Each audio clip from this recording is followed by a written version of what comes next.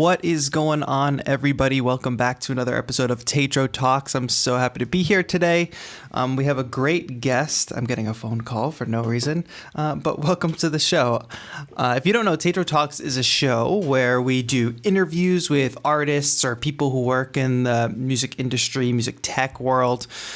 We also do call-in shows. This week we are doing an interview, and I'm really excited to have our guest. A lot of you have seen me use this controller, the Sensel Morph. You know, we can swap out the different overlays and it kind of becomes a controller of your choice. And we're going to hear all about how this controller was made, what went into making a controller like this, and the history of our guest. Our guest has a lot of history in controllerism, that's what I'll say. And there's going to be lots of cool gear that we can ogle at with our eyes. And it's going to be fun. More gear. I will say our guest has more gear behind him in his setup than I do in my setup. So that's something to look forward to. If you don't know, TAETRO Talks is brought to you by 343 TV. Now, 343 TV is daily live streaming for music production. If you are into Ableton, if you're into Logic, home studio setups, production basics, if you're into techno, I'm sure I'm missing music theory, you can tune in every single day on youtube.com/343labs, where we are also live today. And I see some folks over in the 343 Labs chat. What is going on? John Kingston from Rockaway Park, New York. Lore, what is up? Mage Prometheus, what is going on? Nice to see you as well in the 343 chat. And I see some folks in the TAETRO chat. What's going on? My mom and dad are here, of course, always. Alexander Smith, hello, nice to see you. Manuel Gonzalez, Sammy Peace. Oh, Lore, you're in both chats. Amazing. Tyra White. Okay, that's great. I'm so happy that you all are here and hanging. Remember, as the conversation goes on today, if you have a question for our guest, you can, of course, drop that in the chat, and I will do my best to get it answered for you if it fits in the flow of our conversation. There's also a giveaway this week on 343 TV. We're giving away a $200 Ableton voucher. So watch the streams all week. You can enter using the link in the chat, and I think that's definitely worth it. And for those of you watching on my channel, that link is, of course, in the 343 Labs chat. So if you haven't yet, go say hi in that chat. Go click on that link. Go subscribe to that channel, 343 Labs, and have a good time. Oh, a couple more people popping up in the chat. What's up, Timmer, Emmett, Mark? Oh, and Sensel themselves in the chat. So great to see you all. Welcome, welcome, welcome. Let's kind of get into what we're doing today. The first thing I want to show you, though, is a video that I made recently using my Sensel Morph. So if you're not familiar with this controller, you can kind of see what it does. So let's watch that video for about a minute, then we will jump into our interview. Check out the live session.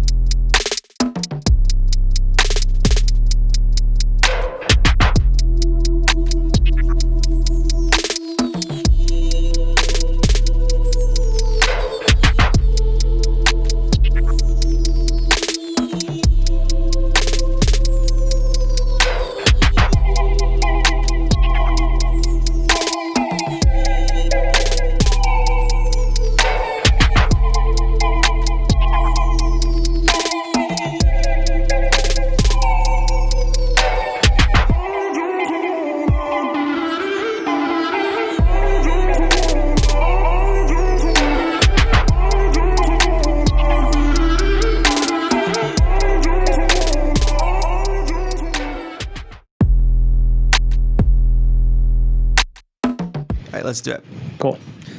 All right, folks in the chat, please take a moment and help me welcome our guest, Peter. Peter, welcome to the show. Peter, your screen just got huge on my interview screen all of a sudden. I don't know what happened. It's amazing, though. I don't know. The chat must really like you. Hi. Welcome, Nick, welcome to the show. Yeah, thanks for being here. I'm super stoked. We have a lot to talk about today, like all the things that I mentioned at the top of the show. One of the things, though, that I always like to start these conversations off with talking about is, I have all different kinds of folks on the show. I have people that design, these new instruments like yourself. I have artists, content creators, teachers, all that good stuff. But I would love to hear from you. How do you define yourself? How do you fit into this world? When people say, what do you do? What do you tell them? Yeah, it's really a hard one because I do a lot of different things. So I have this really vague title called product strategy, which is, kind of a sales and marketing thing, but it's also hardware related. Because we're a really small team that's working on the morph, we all kind of have to be multifaceted. A lot of times I'll refer to myself as the spirit animal, because They tell me you're the morph front man. more front man is another one. The lead singer, perhaps. Yeah. So yeah, like since I've of the team, like I have kind of the longest history in music products, and I go back with another music products company called Livid, working with MIDI and MIDI controllers and synthesizers, and it's been a long time passion of mine. I've done programming and I've done evangelism and stuff like that. So Yeah. I guess I suppose if you're going to like pigeonhole it in a sort of Silicon Valley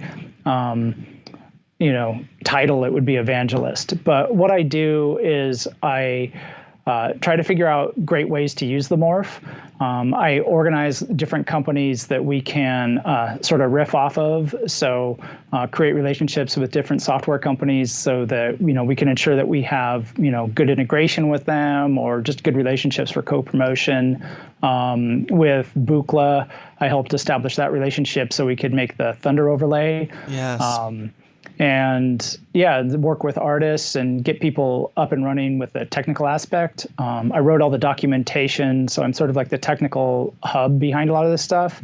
Mm-hmm. And then as far as like new products, I put my hands on any sort of new overlay ideas that we're trying to flesh out. Awesome. And work with people to help us along that journey. So you have your hands in many things, it seems. Yeah, many so I'll aspects. do like sound design and composition and video shoots and interviews and stuff Does that like keep things fresh? Does the multifaceted nature of the job keep things fresh and exciting, or is it like daunting and overwhelming? It varies. Sometimes it can be a little bit overwhelming, but I generally enjoy it a lot because there's always some sort of creative aspect to it, or inventive thing that I need to like solve a problem with or inspire somebody with. So, it comes at the cost of doing finished work a lot of times, but it's also great because I can sort of come up with I spend a lot of time with the technology, more so than someone who is, spending time, making things with it. So I can be like, oh, actually, if you want to achieve this effect, here's kind of a simple way you can do it. Or maybe you should try to explore this stuff because I think, you'll eventually find a really great path with it. So that's so cool. Yeah. And I think before we get too deep in like talking about the morph, I know you've got yours set up there. You're ready to show us all kinds of cool stuff.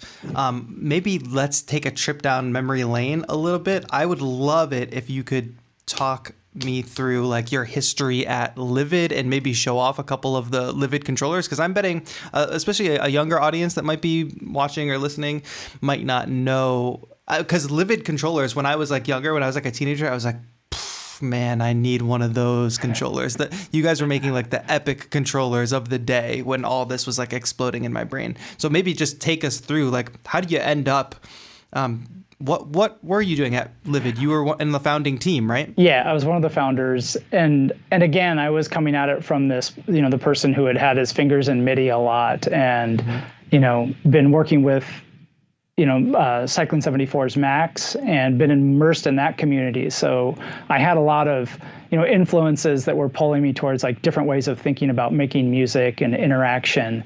And, so things that were not a piano keyboard. Right. And then I also was working on a lot of live video stuff at the same time. So, taking video clips and VJing and, figuring out ways to do that. And I was doing a lot of that stuff in Cycling 74's Max. And that's kind of what the genesis of Livid was, that I first met the main founder, Jay Smith, online because he needed some video mixing software for some crazy guitar-shaped controller that he had invented.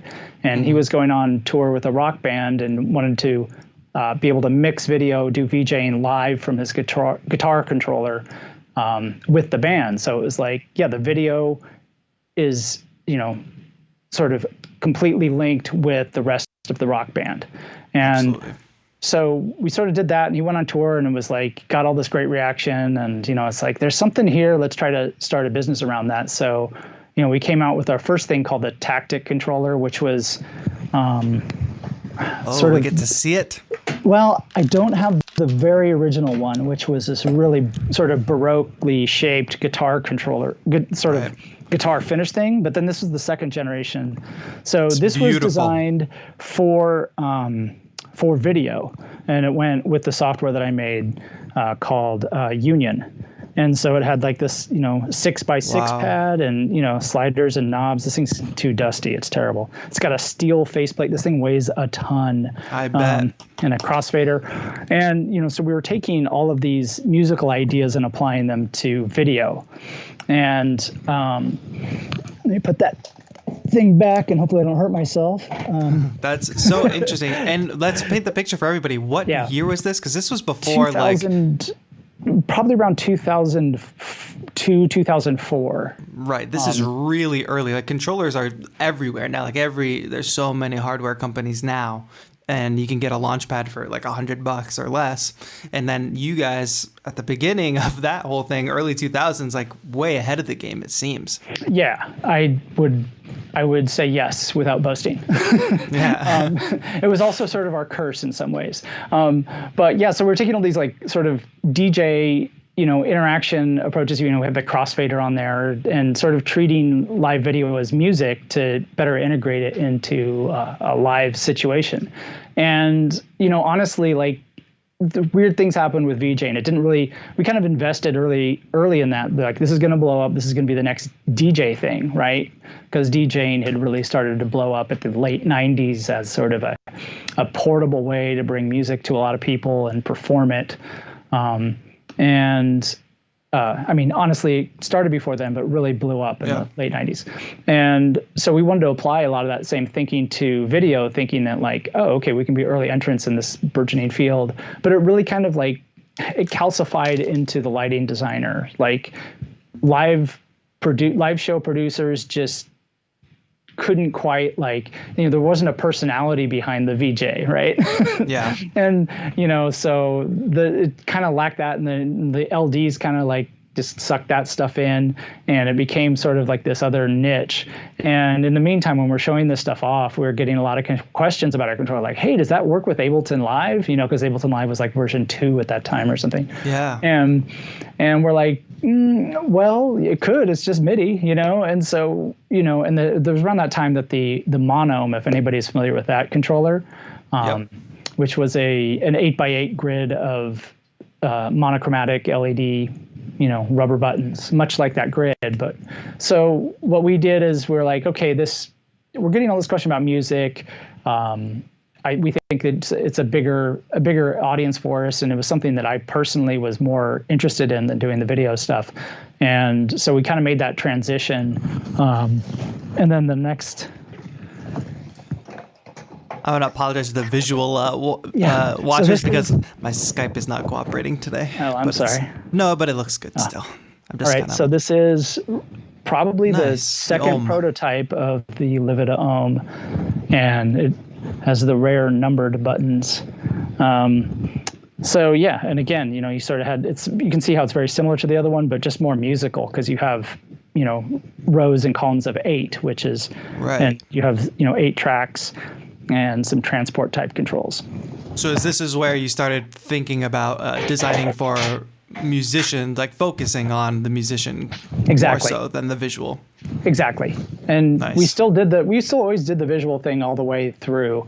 We always had some sort of video software product, but we really featured, we really became, much more known for our music products. Yeah. And, and then we came out with like a lot of, different iterations on that knob button slider thing. And I always kind of like, when I talk about this, it's like, these are industrial controls. These are things that you used, that really were originally used to launch bombs with, or, dial in trajectories for, launching missiles and, it's like this military industrial stuff. And it's spaceship. Cool. Yeah. Or a space program, a little less violent, and it's really great that, music sort of co-opted all of these materials and made them creative and made them musical. But it just still has like this industrial thing going on, and to sort of transition, that's like one of the things that I love about the Morph is that it is not that. It is very much a sensual thing. For sure.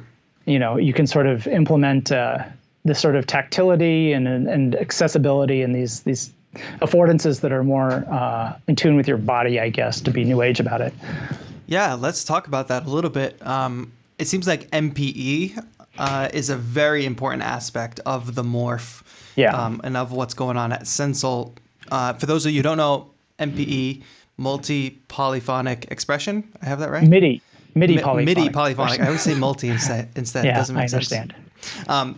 Yes, but not many controllers feature it. I think you see it a lot on the Rolly gear, of course, with the C board that a lot of people think of when they think MPE. What is the focus on MPE do? Like, why was that so important for you all in designing the Morph and bringing that? Like, cause like you said, I liked that comparison, actually, like knobs, buttons, very military, very industrial. Whereas an MPE controller like the Morph, you're moving on it. It's a surface, it's a membrane. It's not cold in that way. So you want to talk about that? Yeah, so I mean, on the MPE thing was kind of happening in the background when the Morph was first created. So the Morph was launched with a Kickstarter, I believe, in 2013. I want to say, somewhere around there. And that's when Ilya Rosenberg and Aaron Zaraga, who are the founders of Sensel, first, they had developed their technology and they wanted to get their technology out there. And in that process, they discovered, well, we really need to create a product around it in order to sort of announce our technology to the world. And I had met them early on in that space when I was still with Livid, and we had just come out with our bass controller, which is, I can show you that one real quick. I love the, like, let me talk about this and let me go grab it off my shelf dynamic that we have going here. I love that. Yes. This is the bass, and this is something that this was kind of my baby at Livid. I was like, I really want to do like this flat, no moving parts, pressure sensitive, thing, and that was a technology that we needed to incorporate into our controllers anyway to be able to do velocity sensitive stuff. And we knew that we couldn't just do clip launchers. We needed to be able to play instruments. And so we had done the bass, and I had sort of just randomly met Ilya and was talking about pressure sensors, and we tried to figure out a way to work together, and it didn't really happen, but I just kept in touch with them. And then several years down the line, when they had finished the product, probably about 3 or 4 years after the Kickstarter, yeah, wow. Then it's like, okay, this is ready, and I just happened to like cross paths again, and so I came on board to help them, bring it to market. Yeah, was this a challenging or a daunting project to kind of step into, being that this overlay design? I don't know anything about the tech side of how this all works, but was this kind of like a new skill set you had to learn to be able to design and work with instruments like this, or is it more intuitive and more similar a process to other controllers than one might think? It was, for me, it was really intuitive because I had worked with so many different interactive surfaces or concepts, just in R&D and discussions and things like that. So you get, especially when you like go to a trade show, for example, with Livid, and you have these weird looking controllers. Yep. You get all these weird conversations around it. Sure.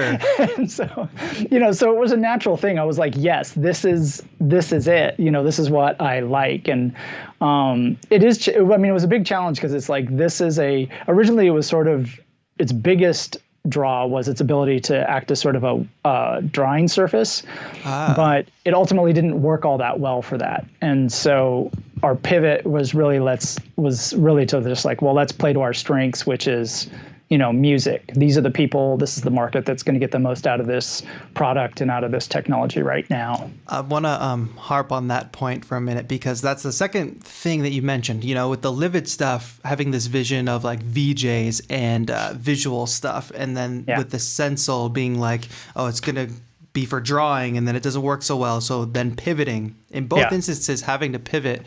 I'm so curious to hear your perspective. Like, as a creative person, how, when you have these ideas and you work on things for so long and you get to a point where you're like, actually, this isn't working the way I initially thought. This isn't going to, I have to pivot. I have to go in a different direction. How do you, as a creative person, not feel like you have to completely throw in the towel and say, forget it, I just worked so hard and for nothing? Instead, you go the path of, let's pivot. Let's make something cool anyway. We've got something here. I mean, that's really what it is like ultimately, like you want to make something cool. You want to make something that, whether you're working on just something that's strictly cultural, like music, or you're working something that's industrial, like a piece of hardware, even a keyboard, for example. Yeah. It's like you want it to be expressive in some way. You want it to reach people. You want people to recognize it as something unique. And for sure, and sometimes that there's a very direct correlation in the face and the product, for example, a lead singer, or versus like the thousands and people who create this. It's like, it still sort of creates a vision and you're part of that. So it's really just sort of satisfying that urge.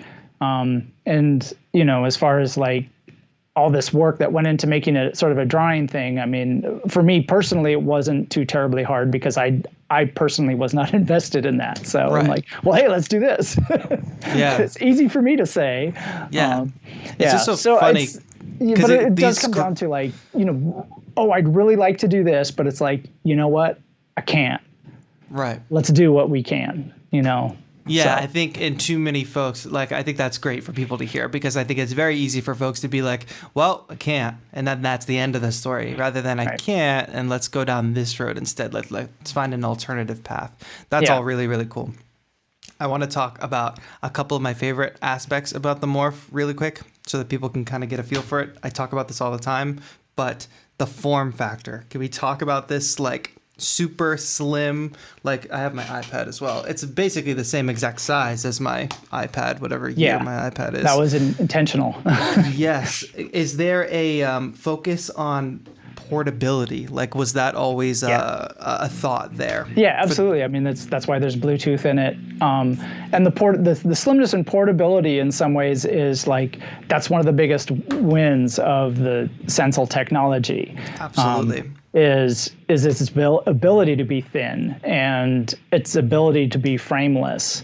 There's not a bunch of extra space around the device, of course, that is hiding valuable real estate for more electronics that support the actual sensor. Right. So it's really its form is 100% dedicated to its function in that regard. So absolutely. Yeah, and it's like the ability to do that, create this pressure sensor that is at that form factor so thin, without a big margin, and to be able to deliver reliable results that's Sensel technology. The reliability, yes, because you see, first, Sensel and Roly, and now I would say Artifon, like three Bluetooth controllers that I would say are very reliable, and I don't understand why, if you can put Bluetooth in this tiny thing, why is not every controller a Bluetooth controller? Like, is there some magic? Do you guys have something figured out that a lot of folks don't? No, and I think a lot of people would sort of push back and say, like, well, Bluetooth isn't that great, and it does fail. I mean, it's better than Wi-Fi in terms of like a stage presence, There's because room for there's still some room for error. There could be dropouts, but I have a very reliable experience with the Morph for sure. Right, and it's but then there's also like sort of positioning, and it's convenient, but ultimately, for it to make sense for a controller, it has to be portable. You can't just throw it in everything because it's expensive. So for a lot of controllers, it just doesn't make sense, because why would I pay for something that I'm not going to use because this thing isn't portable? The other thing is that there is just an inherent latency that you'll never overcome with Bluetooth. Like, there's always going to be more latency with Bluetooth than there is a wire. For sure. It's pretty good, but it's imperceptible, still not as good. I would say. Yeah, I don't know. Enough so that I can play with a click track, or I can play in time, Right. which is all that really matters for me. Exactly. Yeah. Some people it bothers more than others.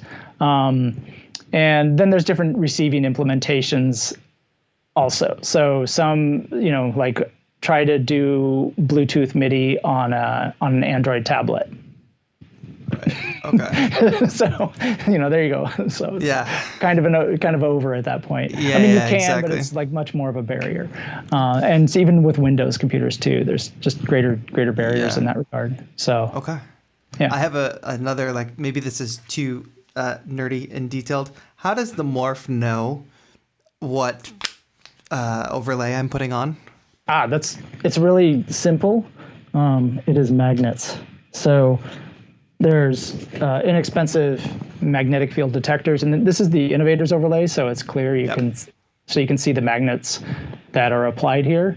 So the magnets hold it in place and also alert the device that there is a thing that was put on it, and then you can see these little tiny magnets here. Yep.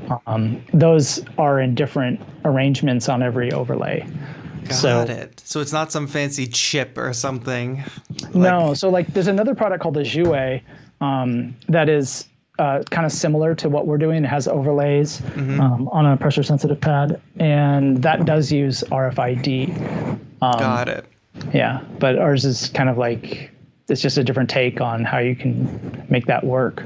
Yeah, it's just so cool to really get into the nerdiness of it. For me, who has no idea about any of this. You just mentioned the maybe we could talk about the different overlays. I think that's cool. So obviously mine is this is called the music production overlays, the official name, right, of this one. This is obviously my favorite. It's got the grid, so it's got pads, finger drumming. It's got these, which if folks at home can't tell, these are kind of function as knobs, I guess would be the best way to describe it. So you can kind of, and then these are little sliders, and then this right here is a little mini keyboard, which you'd say that's kind of weird, but actually if I don't want to switch to my keyboard overlay, which I have out of frame, I can literally play keyboard instruments right here on this, and I used that in the intro clip that y'all saw. Plus transport controls, and then a few other controls at the top to adjust velocity, sensitivity. This is my go-to overlay for me personally. Yeah. Do you want to maybe show us a couple other overlays that you guys have? Yeah. So one, the one that's been really interesting for us. Whoa! Excuse me while I fall over. Is this your home laboratory? It is. This is my shed in the back of my house. That's the so dream. I got 10 feet by 12 feet, and that's what I get. Hey, better than my 8 by 7 feet here. Yeah, I know. I'm not complaining. Yeah, so this is one that we partnered with Buchla on, and we came out with early last year. And what's really fun about this is that it takes this experimental interface that Don Buchla developed in 1989, and he was really an iconoclast and thought about how can we bring new technology to expression? How can we not just do the same old things? You built this synthesizer and now you're making it sound like an electric piano, and that was not an interesting question to him. And so he was always making really interesting, innovative devices that were not very easy to access because of cost or just sort of mental cognitive overhead. So we started talking to Buchla about this early on, and just sort of gradually made our way to developing the overlay for it. And the cool thing is it gives people a way to sort of experience an experimental interface without fully investing in it. It's just a part of your kit. It's not I have to have this extra big piece of gear. Yeah. And so it's such a unique, it's just such a unique control surface. Can you maybe explain it for the viewers at home? Yeah. So what Don was thinking about was I want it to be played with the hands, right? And a keyboard is this big long thing that's arranged around the mechanics of a piano. So it's designed to serve the acoustics and mechanical sound producing, the sound producing mechanics of a piano, rather than to serve the human who is operating it.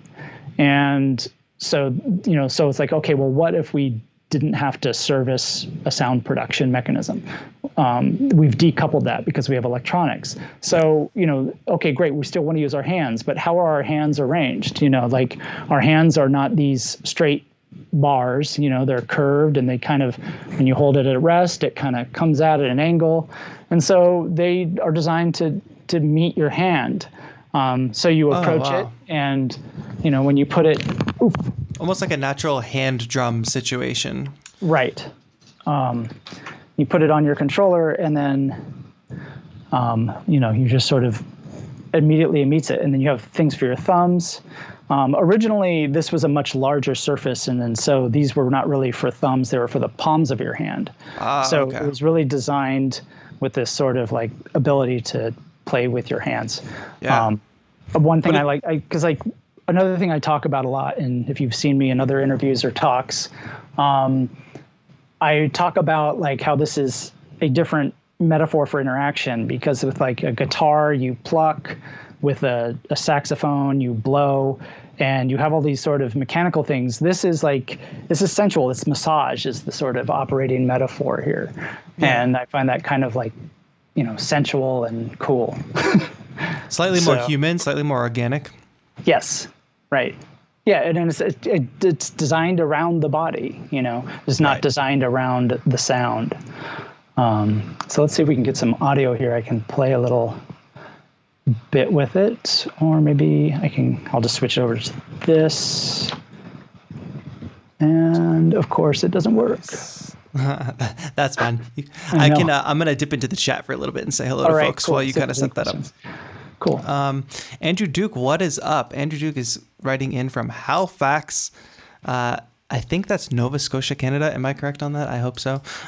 Awesome. You were the winner last week. Okay, I will make sure you get that email out to you in your inbox. Gabu, thank you for being here. Wayfaring Tiger. Oh, we have sound now. Yeah, kind of. We don't have input, though. It's okay. Oh, there's a typo in my title. Thank you, Saint Tutter. I will fix that for when we put the stream up as a video for folks to watch. Thank you for pointing that out. But Cosme KJ says, wow, but who reads the letters in the middle of the words anyway? True. All right, so we got some sound here. Yes.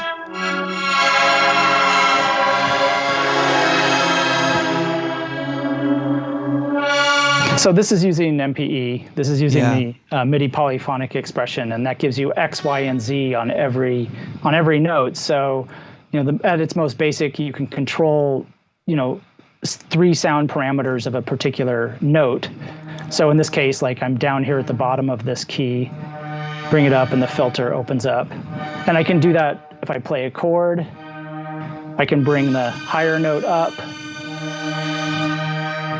And then, of course, you have pitch, so you can do detunings. And you have pressure.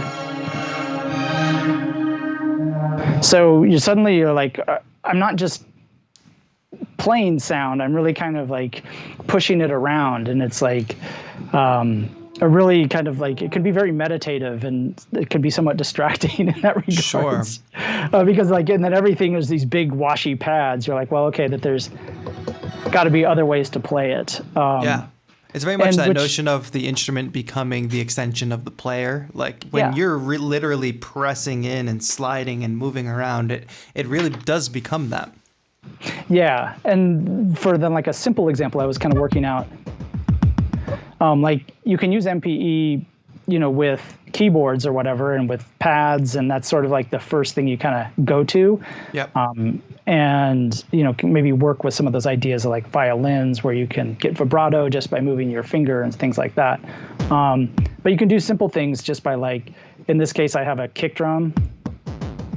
Let me turn that up a bit.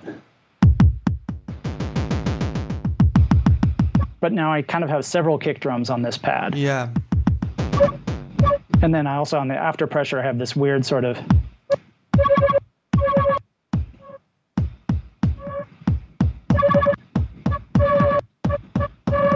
So now it's kind of like you're rethinking, like, wait, what does this thing do? It's not just a thing I hit.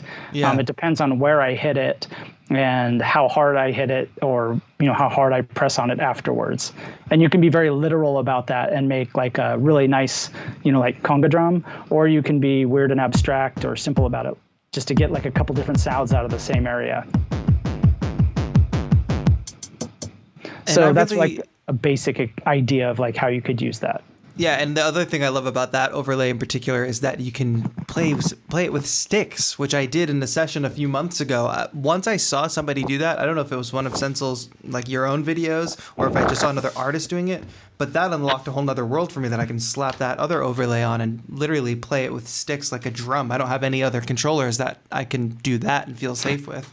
Right. And it's definitely like, it's not something you'd want to take like go taiko style on it, I don't think. For sure, yeah. I haven't tested it to that, but and to be transparent, some of the stick implementation does need work, but we are actively working on that. Like, so when you go to our forums, you'll probably see some complaints about that. But you have a very active community, would you say? Like of Morph users? I think medium active, and it's good because like, that sort of transitions into this. There's like some really interesting things you can do with it, and that sort of makes the community sort of grow organically. Because people are like, oh wait, I want to do MPE like on this software. How do I do it? There's a lot of questions that come up. And so to that end, like we have our own forums, but we've also been doing a thing on KVR Audio, which is like a big community about mostly about software plugins. So I've been hosting an expert forum about MPE and trying to generate some conversations there, throwing up a bunch of tutorials. I should also mention we have a contest there right now. So if you go to kvraudio.com, you can enter to win a morph and a bunch of software, and then actually a Eurorack module. So awesome. It's a pretty bitchin' contest. So awesome. Check that out. kvraudio.com. Yeah, KV as in vector. KVR. Audio.com. Go check that out so you can win a morph. You have an overlay on there, which I find super fascinating. I want people to understand, like, know how this works, because if you see these overlays and you're like, oh, these overlays are all cool, I can swap them out, do all kinds of cool stuff, but what if I want to dip my toe in the water of designing my own controller? Yeah. Explain what's going on here. So yeah, I mean, this is also kind of was a really natural sort of transition. So to give you some of that Livid history, one of the things we did at Livid is we built all our products sort of modularly around the same, microcontroller board. And with that, then we started offering that same board just as a bare metal unit. And we developed a bunch of parts and pieces and boards and instructions so people could build their own controllers. So people were building their own super cool, like, arcade button controllers that were, with 31 buttons, because that's just not something you can buy. Yeah. Or, a special DJ controller or something to control a very specific software plugin. People would develop all sorts of really cool things that would suit their live or studio needs. And so with the morph, like that was one of the things when we started bringing this to market. We're like, what if we do an overlay designer? And it's like, yeah, we can do that. So this is like the most basic thing you can do. Yeah. This is the Innovator's overlay, and what you do is in our software you can sort of arrange different areas and define them as like keystrokes or MPE pads or just standard MIDI notes or sliders or whatever, and then you lay them out on a surface, and then you can print it out. That's just on like a hand-drawn piece of paper that you this have right one there, is right? just hand-drawn because I was too lazy to like actually go inside the house and print it. So nice. And I you just wanted to slip that in to the overlay. Yeah. So I just kind of like, in order to draw it out, I loaded it, flashed it to the morph, and once you do that, it's just like another overlay. So I can throw this on here, and let me turn that one up a little bit. Is that level good?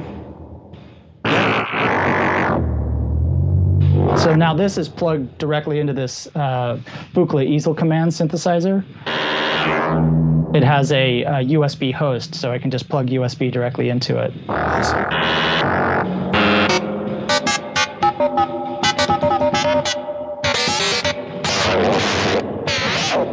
And what this does is it just gives me 4 big areas that I can generate notes and controls. So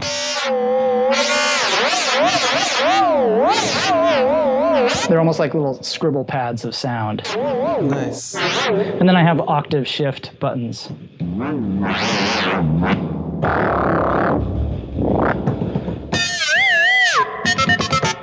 Very R2D2.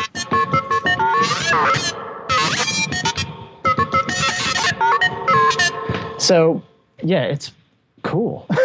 You know, 'cause it's like I just want these big areas to play some notes and sound. And especially for you to have the freedom to be able to do that. Say, okay, I just want 4 columns that I can generate sound in, and then I want to be able to adjust the octave. Yeah, and it's super, like, that's the cool thing is, because a lot of times you just need, like, that's all you need.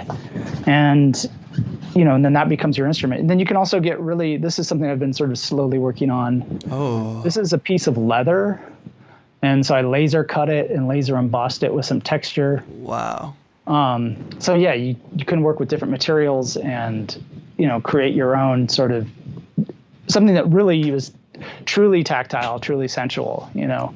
Yeah, because that plays into what you were talking about before about industrial. Like a lot of the early Livid controllers that you were showing, you know, they've got wood, and a lot of early mock-ups of controllers or something have, you know, wooden, I don't know how you describe it, like bodies. Yeah. And then a lot of what we see now is, you know, dark hard plastic, metal, things like that. It's very rare that a controller features like wood or like an organic material. Yeah. So I bet that is just, that's got to come down to, you know, cost and manufacturing and all that. Oh wow, see, that's so cool. So this is just a piece of balsa wood I laser cut. And, you know, this is, I don't know, I thought like, oh, this would be a cool frame for this particular, you know, leather thing, and it would give you some sort of relief and separation from the other pieces. Right. It doesn't really, like, it's going to take a lot of like sanding to actually make it feel nice. Yeah. But it is something you can do. That's really cool. I want to talk a little bit more about controllerism. I want to jump in the chat a little bit and say hello, everybody who's just joining us halfway through. We are talking to Peter, product specialist at Sensel, who has put in a lot of work in, you know, creating this really cool controller, the Morph, and we've been talking about it. If you're joining in late, don't worry, the stream's going to be up later for you to jump back and watch what's going on. Redorian, Cosmic, hello, I know how to pronounce your name now, thank you. Saint Tutter, everybody who just joined in halfway that I didn't quite get to say hello to, Vortex. I believe in the link, and people in chat can correct me if I'm wrong, in the description, I should say, there's a link to Sensel's website. There should be. So please go check that out if you are interested in more Sensel stuff. And I'll also remind everybody that we're brought to you by 343 Labs and 343 TV today. So if you go to youtube.com/343labs, this stream is live there right now, not just on my channel, but also over there. It's streaming every day. Different music production tutorials and shows for you to watch streaming every single day. Can't neglect that fact. But we're also giving away a $200 Ableton voucher, which you can head over to that chat, youtube.com/343labs, find this stream, find that link, and you can sign up for the giveaway. The more times you show up throughout the week, the more entries you have in the giveaway. All that good stuff. But Peter, I want to get back into obsessing over MIDI controllers and controllerism in general. I'm curious about, like, what's your relationship with controllers and controllerism, being in it for so long? Because for me, I'll just say the reason I'm so fascinated by controllers like the Morph, and the reason, you know, beyond having the YouTube channel where I'm very fortunate to have people send me all kinds of different controllers, I am just fascinated by, like, I have so many different ones, the approach to making music, like the way the controller that you use can just change the way you make music, and thus changes what comes out. And I'm fascinated by that approach. What's your relationship with controllerism? I mean, you're designing the thing, so you must be pretty deep in that whole idea. Yeah, I mean, I really kind of like to touch on all the little aspects of it, you know, everything from, you know, I have some little modular setups behind the camera over here. I have some guitars, you know, over here on the wall. Nice. You know, and that was kind of my introduction to music, was playing guitar when I was a kid. And I'm going blurry. Here we go. All right. Nice. You know, my first instrument was guitar, and I learned it, as an instrument, as a thing that you play notes and play songs with. And, I was okay with that, and then kind of just fell away from it, like practicing and all that stuff was kind of a drag or whatever. And I was doing sports in high school or whatever. So I wasn't that musical, but I did get the occasional delay pedal and stuff. And then then that was kind of like, oh, wait, this is what's really cool. The guitar, like I'm not going to know all the chords and know all the, shred on all the notes, but like you can get some really great emotional sounds out of it just by like putting some sound, treating the guitar as an oscillator and sending it through this delay pedal and then messing with the knobs. Turning some knobs. Yeah, for sure. And that's like, that was the game changer for me. And then when I went to college at UC Santa Cruz, I got introduced to the electronic music studios, and that, they had MIDI equipment, they had computers to sequence all this stuff. And this was like 1991. And they had some very early digital audio that you could do. And they had a big modular synthesizer. Wow. And so just like that became my most in-depth music education. And then I learned Max MSP, or Max as it was at the time, as a way to manipulate all these things. And, one of the things I came to understand was the tension of usability and immediacy, because this was the 90s. So a lot of the synthesizers were, menu diving and, little knobs and things like that to program them. And, then with Max, you could sort of like just flood these things with data. and then you had like this really amazing, control over the sound. And that just became very fascinating to me, that relationship of being able to program these things and, really alter their intent. And so I just kind of chased that bug for a long time after college and kept active in the Cycling 74 community.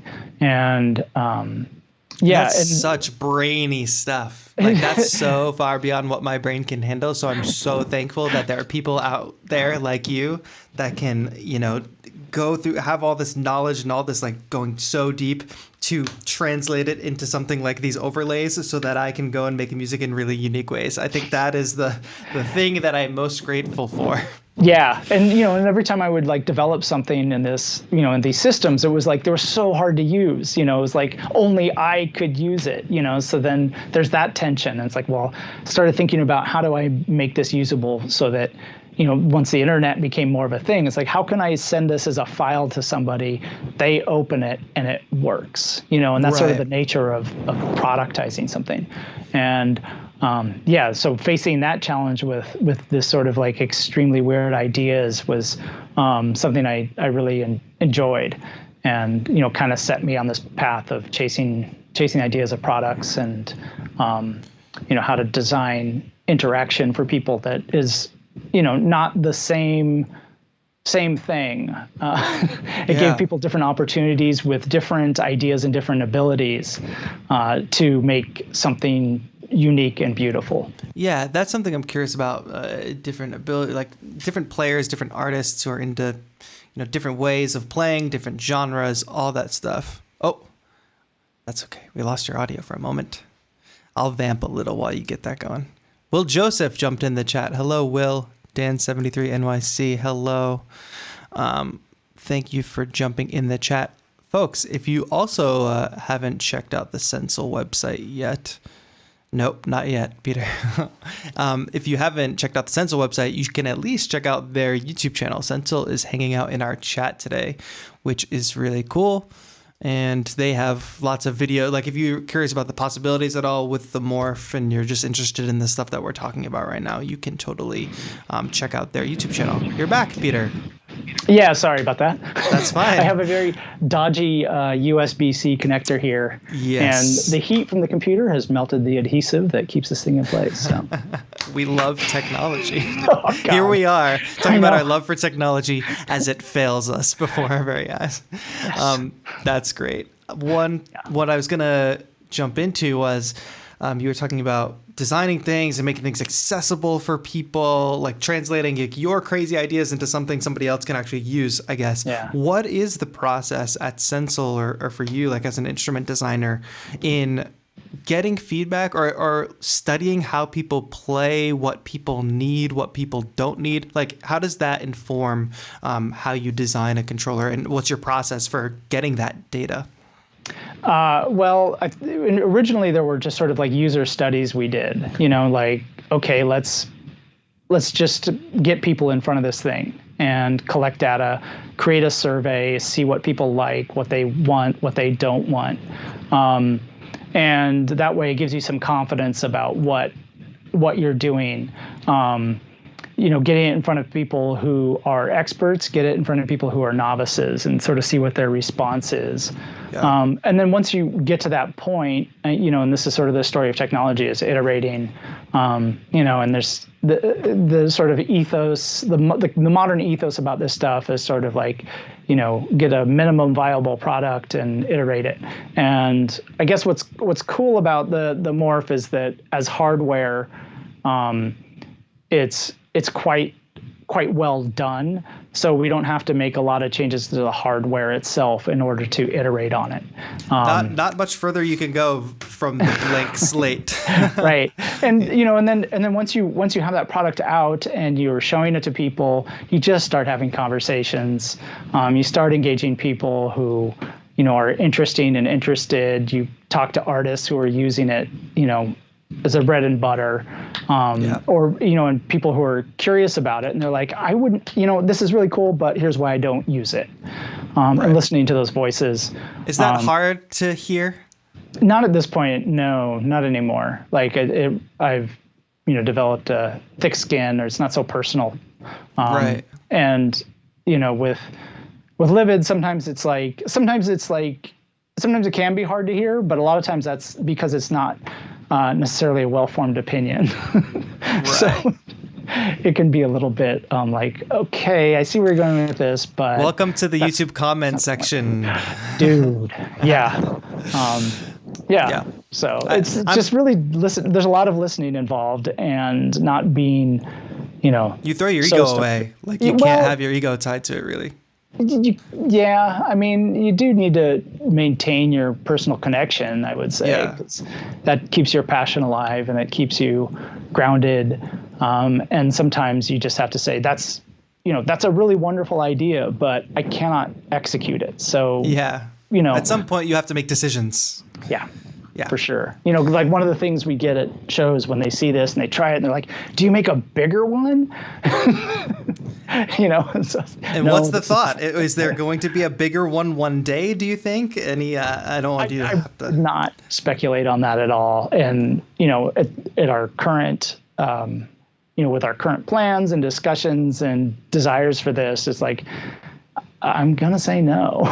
Right. Interesting. Maybe in 5 years. Yeah, maybe. Yeah. But it's not really on our radar right now. For sure.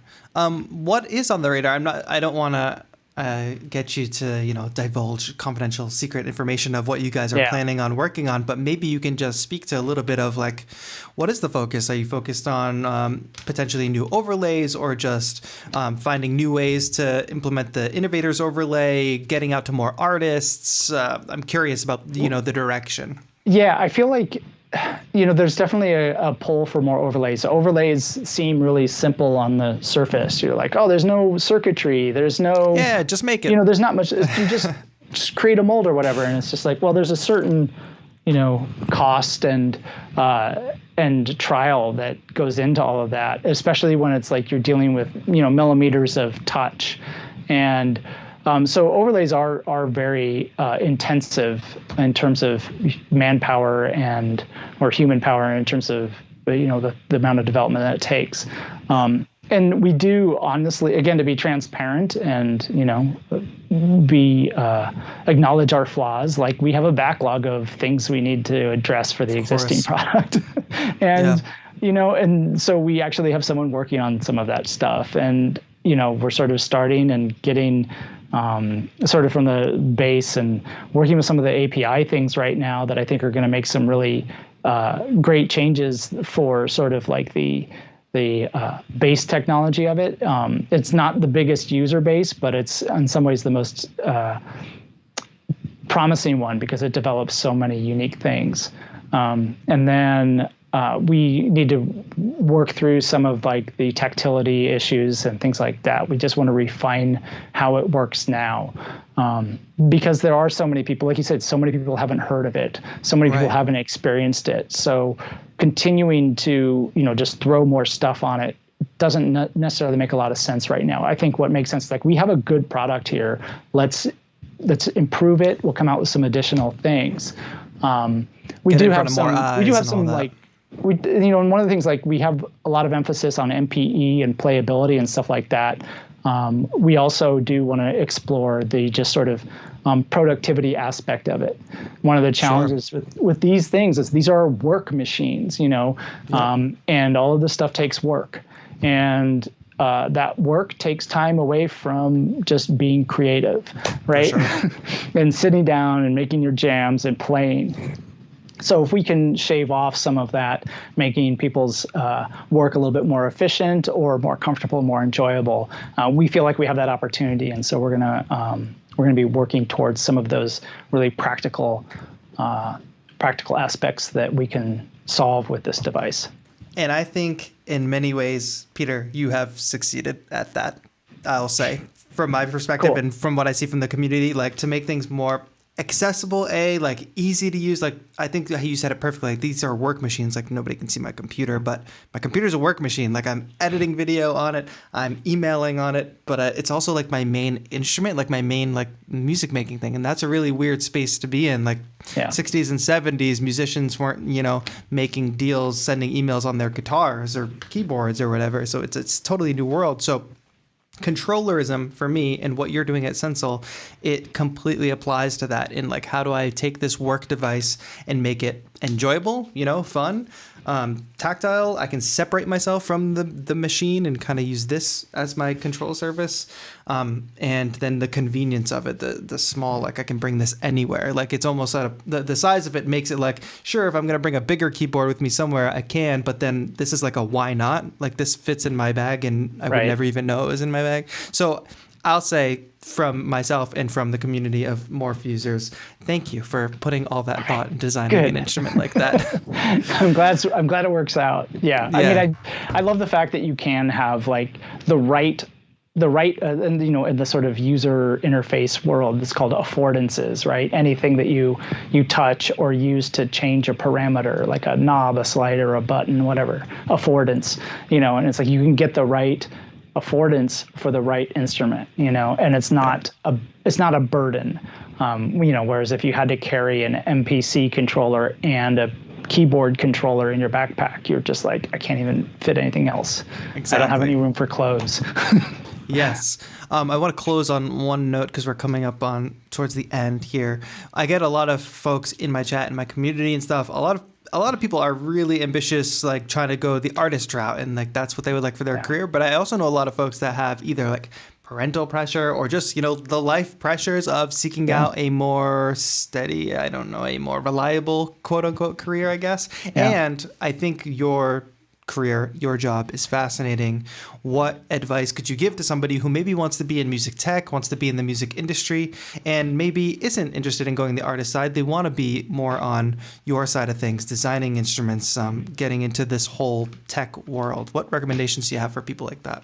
Yeah, I mean, there's definitely, if you're coming at it from that sort of, I'm on the sort of creative artist side and I want to be more technical, you definitely just have to like get in deep with the technology, and, understand, like, for example, Midi, once I really got a good handle on how to manipulate that stuff in Max, it was like, oh, okay, it's transparent to me, so it's like getting that expertise with a particular a facet of the technology, whether it's, right now it could be live streaming, it could be networking audio, networking controls to enable, distance collaboration and things like that.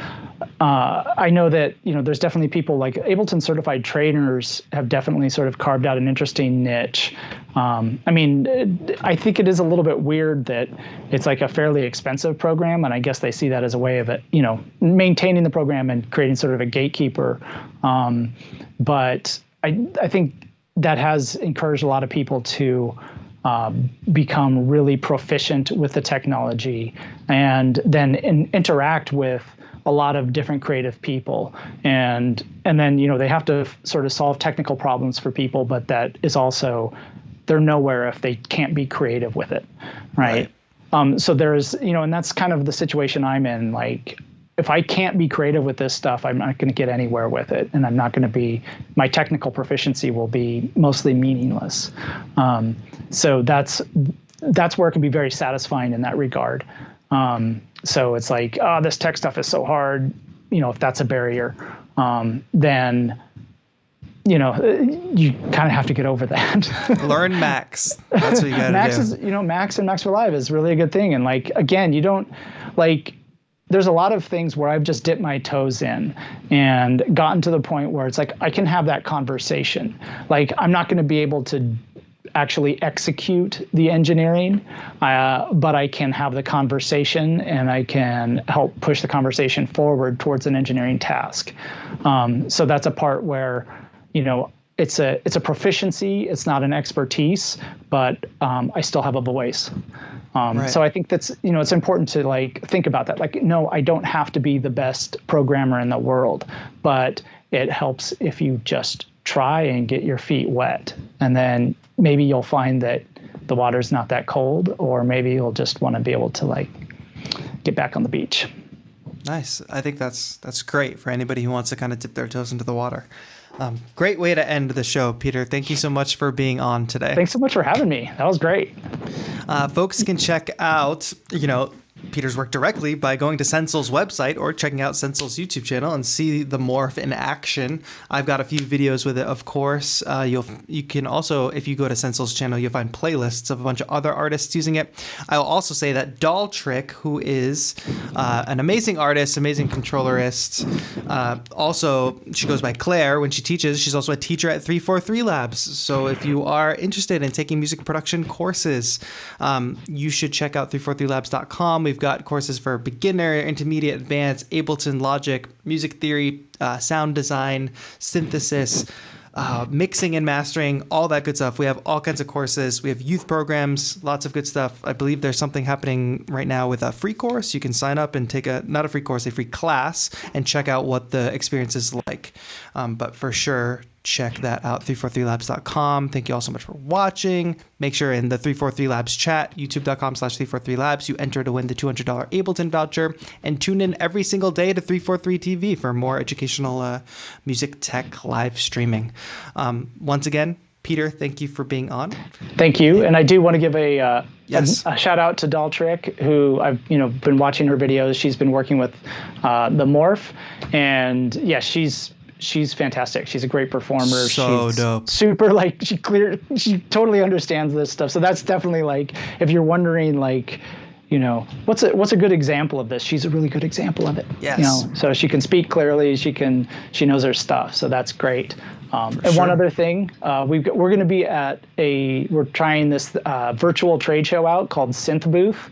Awesome. So take a look at synthbooth.com. They've got a bunch of performers. It's kind of designed around a lot of modular and synthesizer stuff. Check that out.